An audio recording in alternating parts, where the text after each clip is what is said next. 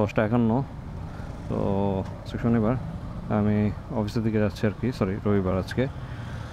তো আজকে একটু অফিসে লেট হয়ে গেছে।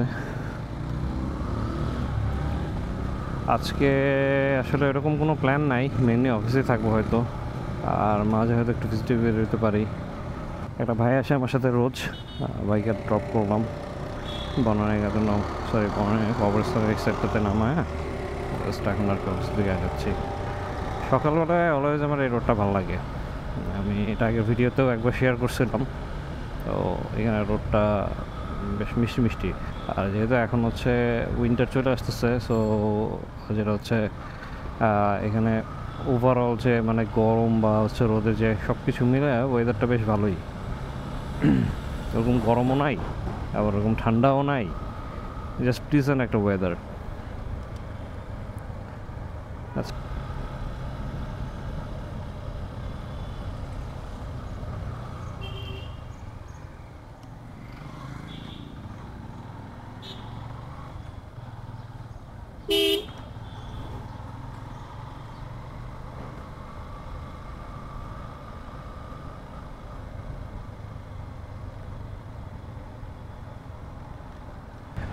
এখন সময় যখন হচ্ছে 12টা 36, এখন যাচ্ছি আর কি। আজকে প্ল্যান আছে একটু নিউ মার্কেটের দিকে যাবো আর কি। আজকে ওরকম তেমন কোনো প্ল্যান নাই, জাস্ট নিউ মার্কেটে যাবো একটা জিনিস হয়তো দেখার জন্য। সো যদি পছন্দ হয় তাহলে কিনতে পারি।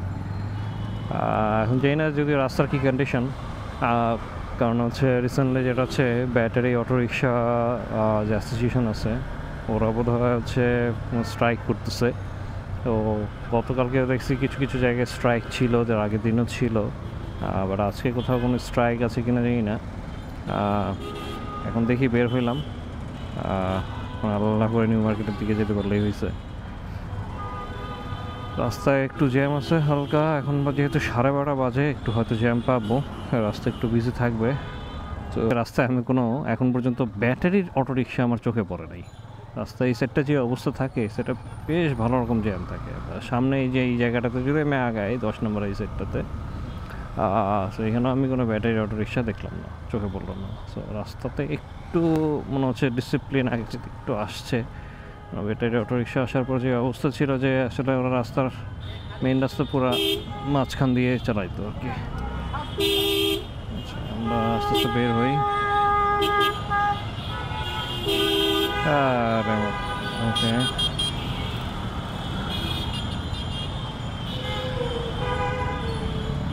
আচ্ছা আমরা মিরপুর 10 চলে আসছি। 10 নম্বরে অ্যাজ ইউজুয়াল জ্যাম থাকবেই, তা জানা কথা, কিন্তু মাঝে মধ্যে অনেক সময় দেখা গেছে যে এমনও পাইছি রিসেন্টলি যে হচ্ছে এরকম সিগনালে পড়া লাগে নাই। বাট এটা মোস্টলি হয় হচ্ছে দুপুরের এই সময়টাতে। সন্ধ্যার দিকে আসলে কখনো আমি এরকম জ্যাম ছাড়া রাস্তা কখনো পাই নাই, ওখানে জ্যামই পেয়েছি রাস্তা। আচ্ছা, এদিকে আবার ময়লা গাড়ি ঢুকছে উল্টা। ওকে, আস্তে আস্তে বের হচ্ছে। আচ্ছা, আপনাদেরকে বেটার জ্যাম থেকে একটু বের করি। জ্যাম থেকে বের হয়ে আপনাদের সাথে আবার হচ্ছে আমি আসতেছি আর কি, ব্যাক করতেছি। 10 নম্বরে মোটামুটি জ্যাম ছিল ভালোই, অ্যাজ ইউজুয়াল যেটা থাকে আর কি। আজকে যেটা বলছিলাম একটু আগে, সেটা হচ্ছে রাস্তায় আজকে কোনো ব্যাটারি অটোরিকশা দেখি নাই। তো আজকে রাস্তাটা একটু অন্যরকম ডিফারেন্ট লাগতেছে, যদিও মানে এখন পর্যন্ত একটা ব্যাটারিও চোখে পড়ে নাই। মোটামুটি আজকে বলা যায় যে ঢাকার রাস্তা অনেকটা টেসলা ফাঁকাই বলা যেতেছে। আর এই সামনে এতক্ষণ পর একটা টেসলা চোখে পড়লো, মাঝখান দিয়ে যাচ্ছে, এটা তারা অ্যাজ ইউজুয়াল করে।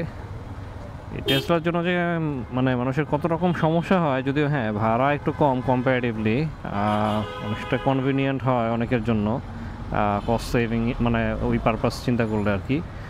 বাট এরা যেভাবে চালায় রাস্তায়, আনবিলিভেবল, মানে এদের গতি আসলে বোঝা যায় না যে কত তার, মানে আপনি সাপোজ রাস্তা পার হবেন, আপনি দেখলেন যে একটা ব্যাটারি অটোরিকশা আসতেছে, হ্যাঁ, এখন ও যে কতটুকু স্পিডে আসতেছে বা আপনি রাস্তা পার হওয়ার জন্য কতটুকু সময় লাগবে বা ও এসে আপনাকে হিট করবে কি না, সেটাও আসলে বোঝা পসিবল না। মানে এটা যেভাবে চালায়, মাঝে মধ্যে তো মনে হয় যে একবারে রাস্তার মধ্যে উড়ে চলে যেতেছে। মোটরসাইকেল বলেন বা প্রাইভেট কার বলেন, আমাদের সাথেও দেখা যায় অনেক সময় এরা মানে কম্পিটিশন দেওয়া ট্রাই করে আর কি। আচ্ছা, এই দিক থেকে একটু বের হই। বাট আজকে রাস্তাটা মোটামুটি একটু ফাঁকাই লাগতেছে আর কি। অনেক মেয়েতে চলে এসেছি। এই রাস্তাটা এক সময় যেরকম ছিল এখনও ওইরকমই আছে, এমন খুব একটা চেঞ্জ হয় নাই। এই রাস্তাটা আগে এক সময় অনেক ওয়াইড ছিল, এখনও আগের মতোই ওয়াইডই রয়ে গেছে। বাট ভালো রাস্তাটা। কিন্তু এই যে মাঝখানে বিশাল বিশাল কিছু স্পিড ব্রেকার আছে। অবশ্য এটা না দিলেও যেটা হতো যে সবাই একজন উইটা চলে যেত, তো দিচ্ছে জিনিসটা ভালো করছে।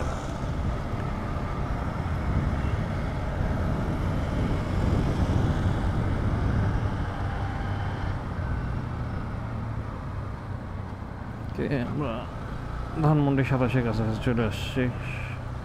27 দিয়ে আমরা হয়তো সোজাই চলে যাবো আর কি। আজকে আলহামদুলিল্লাহ একটু ফাঁকাই আছে, কোথাও ওরকম কোনো মেজর জ্যাম পড়ি নাই এখন পর্যন্ত।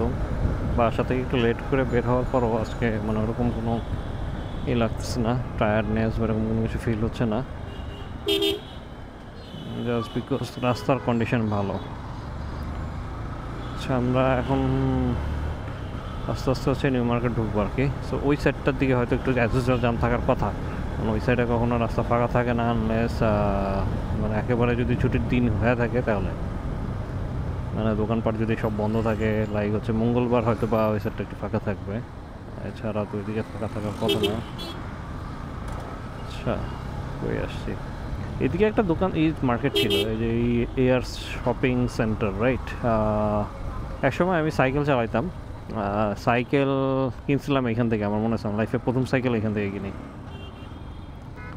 তো সাইকেল নিয়ে এক সময় সাইকেলের অনেক ফ্যাসিনেশন ছিল, আমি বলতেছি 2015-16 দিকে, তখন সাইকেলের বেশ ক্রেজ উঠছিল ঢাকাতে, সবাই সাইকেল রাইড করতো, ওই সময় জ্যামের যে অবস্থা ছিল, সবাই সাইকেল রাইডটা অনেক বেশি পছন্দ করতো। সো আমিও তখন একটা সাইকেল কিনি, সাইকেলটা বেশি দিন অবশ্য চালানো হয় নাই।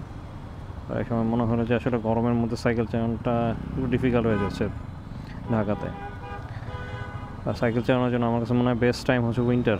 তো ওই টাইমটাতে আসলে ওরকম খারাপ কোনো কিছু লাগে না। তো এখন ডান দিক থেকে এই যে কি একটা মার্কেট জানি এখানে আছে, নামটা ঠিক মনে নাই, এই মার্কেটটাতে ঢুকবো। তো এখানে মোটামুটি বাচ্চাদের কিছু জিনিসপত্র পাওয়া যায়, এখানে একটা জিনিস দেখবো আর কি। আচ্ছা, এখানের মধ্যে পার্কিংয়ের সুবিধা থাকার কথা, এর আগে আসছিলাম তখন বিল্ডিংয়ের নিচে পার্কিং সুবিধা ছিল। দেখি এখানে এখন কী অবস্থা। সামনের দিকে আগে আস্তে আস্তে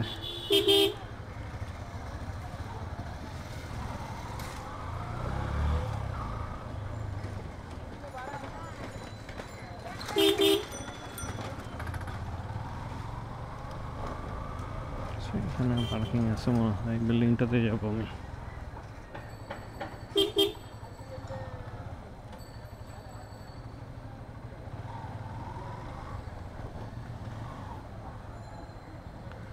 পার্কিং আছে?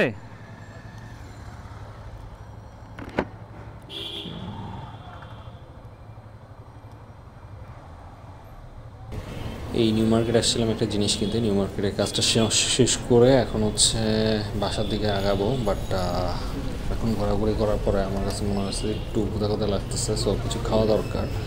আশপাশে কী খাবো সেটাই বুঝতেছে না, এটা চিন্তা করতে করতে ঢুকে গেছি হচ্ছে গিয়ে টিএসসিতে।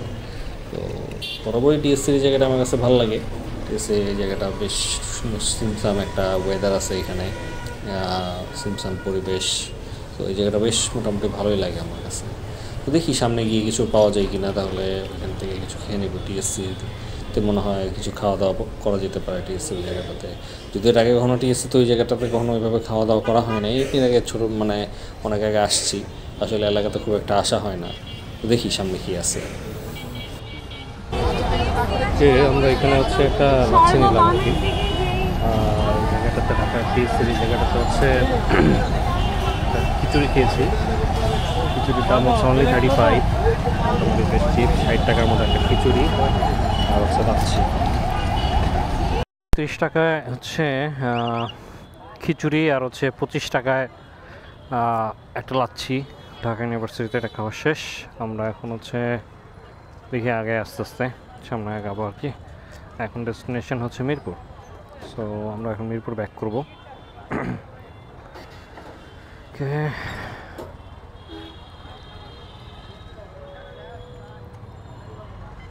আচ্ছা এখান থেকে বাইকটা বের করে নিই।